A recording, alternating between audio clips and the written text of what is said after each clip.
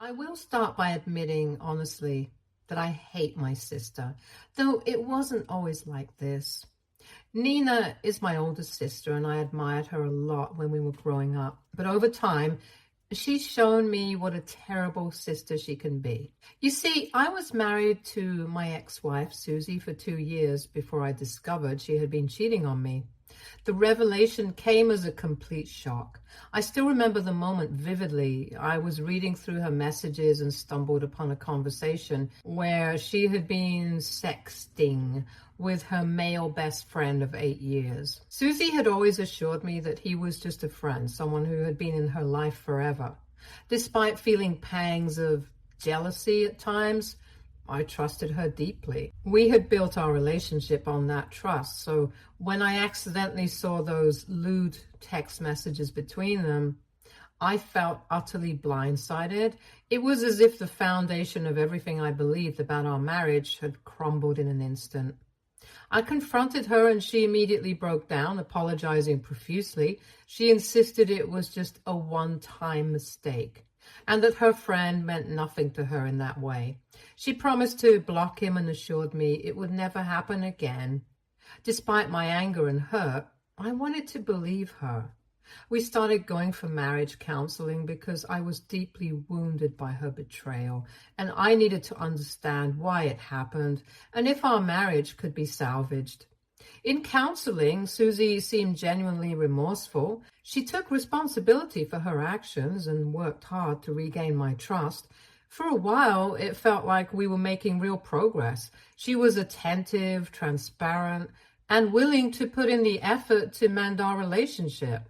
I decided to stay and give our marriage another chance because I still loved her, and I wanted to believe that people could change and relationships could heal. However, as you might have already guessed, it was a huge mistake. After a while, I found out my ex-wife was trying to secretly meet up with her male best friend one evening. She had told me earlier that she was going to be out with a coworker, but something in her behavior seemed odd, and I had a nagging feeling she was lying. Trusting my gut, I decided to call the coworker after Susie left just to check with them. To my dismay, they told me that they had no such plans with Susie. I felt a wave of devastation and confusion wash over me. It was becoming painfully clear that Susie was probably meeting up with this guy. Otherwise, she had no reason to lie to me.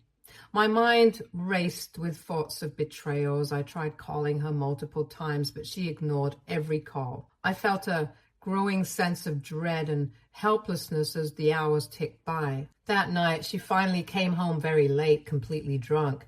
I had been waiting for her all evening, sitting on the couch in our living room, my mind a whirlwind of emotions. When she walked through the door, she didn't even acknowledge me as she looked completely drunk. She just stumbled past me on her way to the bedroom, acting as if I didn't exist. I sat there, feeling invisible and utterly heartbroken, realizing that the woman I once trusted and loved had become a stranger to me. Later, when I was about to go to sleep, I heard her phone buzz on the bedside table with a message notification. Susie had fallen asleep, fully dressed in her clothes from the evening, clearly too drunk to even change. I gently covered her with a blanket and, driven by a mix of dread and curiosity, leaned over to check the message she had received. As soon as I saw the number, I recognized it instantly. It belonged to him, her male friend. My heart sank as I read the text. "That was so much fun. We should do this more often." The message ended with a tongue and a sweat drop emoji, which only made things worse. I felt a wave of nausea hit me. There was no way a guy would send a message like that with those emojis if it didn't mean something significant had happened between them. My mind raced with all sorts of terrible thoughts about what they might have done. I felt sick to my stomach, realizing that my worst fears were likely true. I tried to calm myself, but it was impossible. The betrayal felt like a physical pain in my chest, and I couldn't shake the image of them together. I couldn't sleep at all that night. I tossed and turned in bed, my mind consumed by anxiety and heartbreak. I kept replaying everything in my head, wondering how it had come to this, what I was supposed to do next. The night felt endless, and by the time morning came, I knew that nothing would ever be the same. When I confronted Susie about that night and how she had lied, she did everything she could to avoid taking responsibility. At first, she tried to manipulate and gaslight me, claiming that my lack of trust was the real issue and that calling her coworker was an invasion of her privacy. She accused me of being paranoid and unreasonable. Her attempts to gaslight me were frustrating and hurtful, but I refused to back down. I brought up the message he had sent, demanding an explanation. She brushed it off, insisting that's just how friends talk to each other, and called me a weirdo for reading too much into it. Her dismissive attitude only fueled my determination to get to the truth. I decided to play my last card. I told her I would confront him directly if she didn't come clean to me. This threat seemed to strike a nerve. She became visibly anxious and tried to dissuade me from contacting him, clearly worried about the consequences. Finally, after much resistance and reluctance, Susie broke down and confessed. She admitted that she had been wanting to see him for a long time and that they had indeed made out after getting drunk. Her confession was like a punch to the gut, confirming my worst fears and shattering any remaining trust I had in her. She continued to justify her actions, suggesting that our marriage had become dull and that she was seeking excitement elsewhere. I vehemently disagreed, pointing out that her cheating and deceit were the very reasons that our marriage had soured. I reminded her that it was impossible to return to normalcy after discovering she was sexting with another man.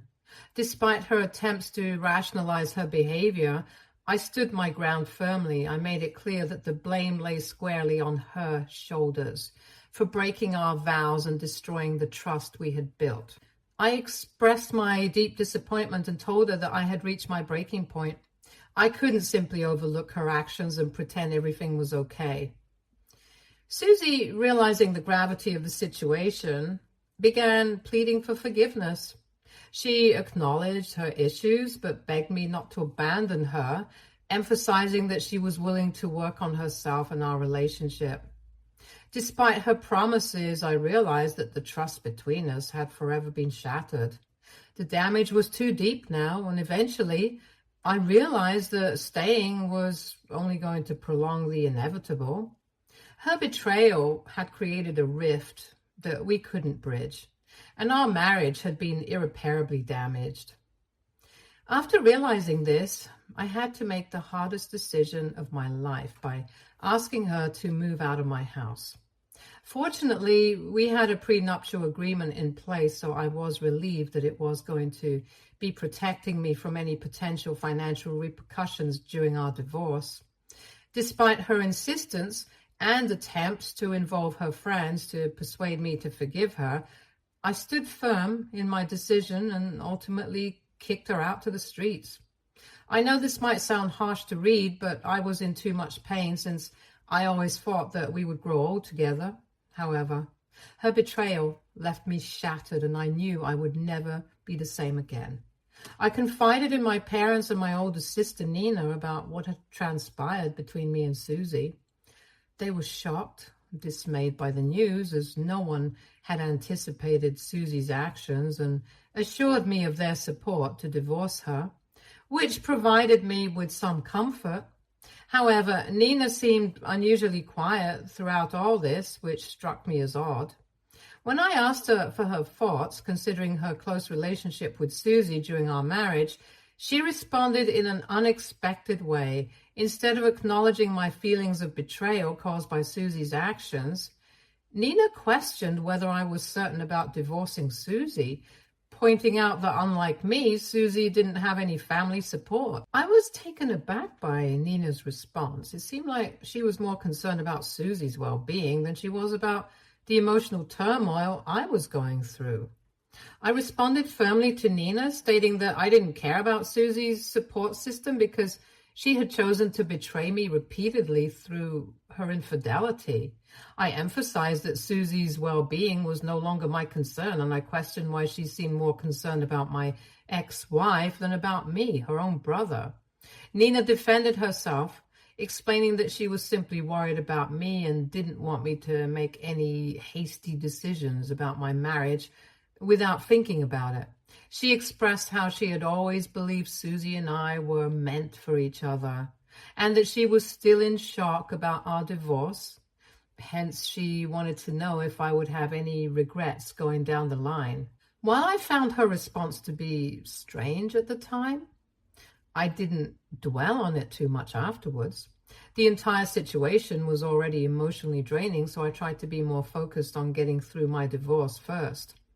In the beginning, everything seemed to be going well for me during the divorce proceedings, and my lawyer was confident that we would win the case. But then everything changed. Susie dropped a bombshell. She was pregnant. I was completely blindsided by this revelation. It was something I hadn't seen coming at all. Clearly, life had different plans for me and wanted to hurt me more. After this news, Susie and her lawyer urged me to halt the divorce proceedings. They argued that we should try to work things out for the sake of our child. Susie insisted that she wanted to provide our child with a traditional family upbringing. I was taken aback and immediately pushed back that I didn't care about her wishes anymore, and that there was no way this child could be mine. Susie's response was to argue back that she had never been intimate with anyone else other than me. She emphasized that just because she had made out with her male best friend that night didn't mean she could get pregnant from him. She continued to urge me to consider what was best for our child and to fight for our marriage for the baby's sake. However, I refused to be swayed. I knew this was a desperate attempt to derail the divorce proceedings and guilt-trip me into staying with her so that she could continue to live a lavish life with my money. It was clear to me that Susie was grasping at straws, and I remained resolute in my decision to end the marriage. I stood firm, insisting that the divorce would proceed as planned. I stated that after Susie gave birth, I would arrange for a paternity test to determine if the child was mine or not. However, Susie's lawyer countered our argument, claiming that since Susie was still legally married to me and had stated that she hadn't been intimate with anyone else, it automatically made me the father of the child. They asserted that they would seek child support from me due to this. My lawyer vehemently disagreed, pointing out that without a paternity test, such claims were baseless. Unfortunately, we are all too aware of the shortcomings in our legal system, especially when it comes to protecting men in situations like these. In the following weeks, Susie's lawyer proceeded to sue me for child support, presenting evidence to support their claim that Susie had not been intimate with anyone else. They portrayed me as a controlling freak who was trying to get away from paying child support and taking any responsibility for my actions. They even brought in witnesses to testify in Susie's behalf. To my shock, among the witnesses was my oldest sister, Nina. I had no idea that she would even be there. Initially, I assumed she was there just to observe and support me, but to my dismay, she testified against me, stating that she had been friends with Susie for a long time and was certain that Susie couldn't have possibly betrayed me by actually sleeping with someone else, since according to my sister, Susie was still in love with me. Nina firmly stated that she believed the child belonged to me. Hearing my own sister support my ex-wife over me was heartbreaking. Nina knew firsthand how much I had loved Susie and how deeply she had hurt me. Yet she was there, supporting Susie's deceitful actions. Later, when we were out of court, I confronted my sister about her unexpected testimony. I expressed my shock and betrayal, feeling completely blindsided by her actions. Nina, however, stood by her decision, insisting that she was doing what she believed was right and that I would eventually appreciate her stance in the future. I raised my voice, expressing my disgust and anger at her for putting me in a situation where I might have to pay child support for a child whose paternity wasn't even confirmed. Nina countered by arguing that I shouldn't be so cruel to an unborn child and that I needed to consider the financial difficulties Susie would face without any alimony and child support from me. Nina told me that I would never understand her perspective because I didn't possess maternal instincts like women did. She urged me to realize that providing for the child's expenses was the least I could do in this situation. I felt exploited and deeply unsettled by my sister's perspective on the matter. I couldn't comprehend how she could prioritize Susie's financial needs over the emotional turmoil I was going through. My parents also expressed their disappointment in my sister, telling Nina that she had no right to go behind my back and testify against me. However, the damage had already been done, since my own sister testifying against me proved to the court that Susie might be telling the truth and that I was trying to escape responsibility from our child. Hence, the court ruled in favor of my ex-wife, granting her child support from me until the child turned 18. I was filled with rage and refused to accept the judgment. But despite our efforts, my lawyer and I found ourselves unheard and unable to sway the court's decision. It has been quite a while now since my divorce with Susie, and I've continued to pay child support for her son every month, who clearly doesn't resemble me in any way. Despite conducting a paternity test that confirms he isn't mine, the fact remains that because my ex-wife was pregnant while we were still married, the child is legally my responsibility. I'm now compelled to keep paying until he reaches the age of 18. This is why, throughout this ordeal, my resentment towards my sister has deepened even more than towards my ex-wife. I solely blame Nina for making me trapped in this situation.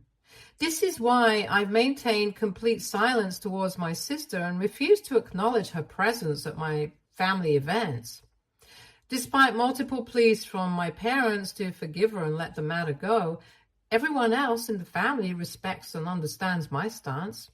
Several cousins and relatives share my disdain towards Nina, and as a result, they also keep their distance from her. Nina, on multiple occasions, has complained to our parents about how I've isolated her from the rest of the family. She justifies her actions by claiming that she did what she thought was best for the child. However, her attempts to garner sympathy have continued to fall on deaf ears as the rest of the family recognizes her foolishness and stands by my decision. Nina got married last year to her longtime boyfriend Joshua. Despite receiving an invitation to the wedding, I didn't bother to attend. I later learned from my parents that many other family members also didn't attend, which disappointed Nina. After marriage, she and her husband were trying to get pregnant for a while.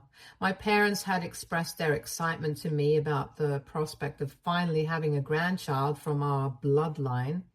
Recently, I had to travel to a nearby town for a work conference hosted by my company. After the conference concluded, my co-workers and I decided to unwind and relax at the hotel bar during our free time. Imagine my surprise when I spotted my sister sitting with an older gentleman at the bar.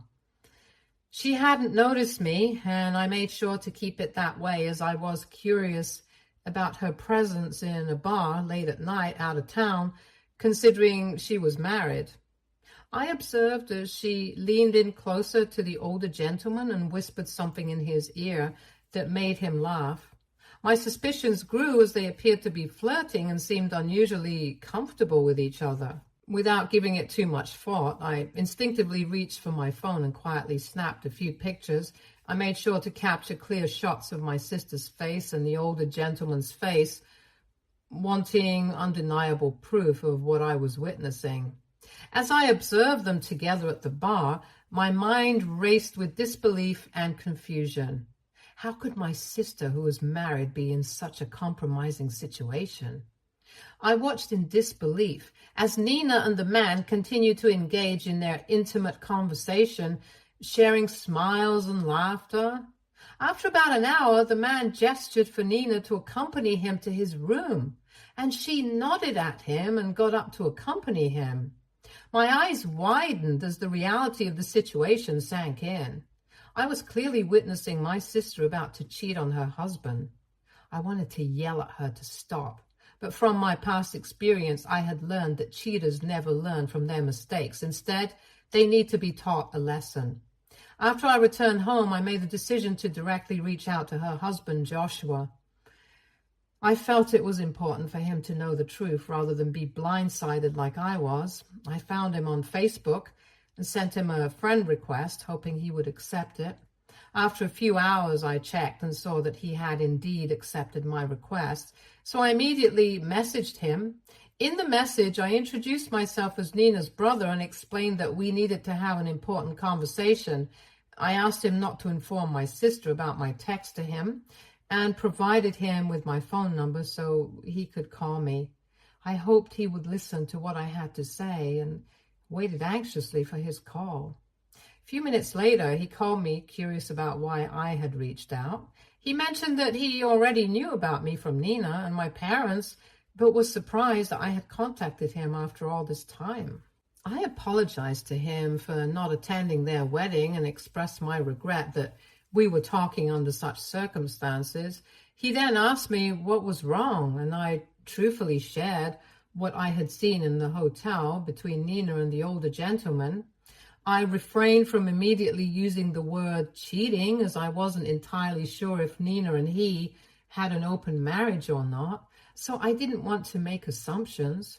However, as I detailed the events to Joshua, he began probing with numerous questions about what Nina was wearing and who the other man was, showing clear distress. To support my account, I mentioned that I had even taken photographs of her with the gentleman, as I found it difficult to believe myself. I promptly shared those images with him to provide concrete evidence of what I had witnessed. It was apparent that he was deeply affected by the revelation of Nina's infidelity and was grappling with the gravity of the situation. After a brief pause, he unexpectedly expressed gratitude for my honesty and questioned why I would go out of my way to help him, especially considering we were essentially strangers and I no longer had a relationship with Nina. His question struck a chord and prompted me to share my own experience, explaining how I had been in his position when my ex-wife cheated on me. As I delved into the details, I elaborated on how Nina had added to my pain by testifying against me, leading to my current burden of paying child support for a child who wasn't even mine. Joshua was quiet for a few minutes after hearing my story. He then revealed that Nina had portrayed a completely different version of the truth to him. According to her, Susie and my marriage were already failing and we had stopped being intimate, leading Susie to make a one-time mistake that supposedly led to our divorce. I was livid upon hearing this distortion of reality and clarified to Joshua that Susie had in fact cheated on me twice, making it clear to him that our divorce was not solely due to a one-time mistake, but that she had repeatedly broken my trust with her male friend. To my relief, Joshua believed me and appreciated my honesty in shedding light on my sister's deceitful behavior. He informed me that he had no intention to stay with a cheating partner either, and would be having a talk with Nina regarding this. In the days that followed, my parents repeatedly called me to accuse me of ruining Nina's life, as she was now facing a divorce. They blamed me for interfering unnecessarily in her marriage and expressed their frustration about not being able to have a grandchild from her after this. I didn't hold back in the argument either. I countered their accusations, stating that it wasn't my fault their daughter was not faithful in her marriage. I emphasized that Instead of fixating on the idea of a grandchild, they should focus on teaching my sister better values and morals so she could become a better person. Nina also sent me a vile text accusing me of being a spiteful little boy who couldn't keep my nose out of others' business. She even went on to insinuate that Susie's infidelity during my marriage was somehow justified and that I deserved everything that had happened to me. Her message left me seething with anger. It took me hours to calm myself down after reading her words. However, fate seemed to have its own way of balancing things because I recently learned that Nina's apparently pregnant. She claims Joshua is the father, but he's refusing to take any responsibility. Joshua has reached out to me, requesting me to testify for him when their matter inevitably goes to court, since I was the one who had taken those incriminating pictures of Nina with the other man. I have agreed without any hesitation, not just so I can seek revenge on my sister, but also out of empathy for Joshua. I don't want another man to endure the pain and betrayal that I experienced with my ex-wife. Since then, my parents and Nina have been relentlessly pressuring me not to testify for Joshua. They keep emphasizing that family comes before anyone. I can't help but find their messages ironic, considering Nina didn't prioritize family when it came to me. AITA for teaching my sister a lesson and making sure her husband doesn't suffer the same fate as me. Update 1. I am surprised to see how polarized everyone's reaction is to my post. I can't believe that there are a few women under my post trying to convince me to support my sister even though she has clearly cheated. I would just like to say to them, shame on you. Believe me, I would have had absolutely no issues if my ex-wife had asked for child support after proving to me that the child was mine. However, she didn't. She clearly knew that the child wasn't mine since we were not even intimate at that time. Hence, she knowingly forced me to be liable for it, as she couldn't afford it on her own. I couldn't prove that she had intimate relations with that other guy because there was no proof other than that one text I had found. Hence, I do hate my sister, Nina, for screwing me over and testifying for my ex-wife. However, now that Nina is similarly manipulating her husband, I won't stand by it. I'm going to testify against her and make sure that Joshua doesn't suffer the same fate. In the future, if it does come out that the child belongs to Joshua after she is born, I'm sure he will have no problem stepping up because he seems like a nice guy.